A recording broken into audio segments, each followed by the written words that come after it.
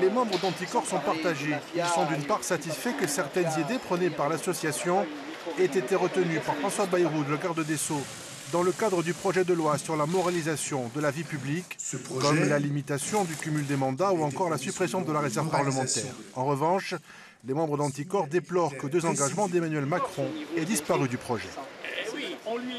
Le premier point, c'était justement que toutes les personnes qui avaient un casier judiciaire de niveau B2 ne puissent pas se présenter à une élection. Donc ça a été supprimé. Et d'autre part, tout ce qui touche le lobbying. Donc on sait très bien que le lobbying, les effets que ça peut avoir, les effets ravageurs. Et le lobbying, c'est la première porte, je dirais, ou la première marche vers la corruption.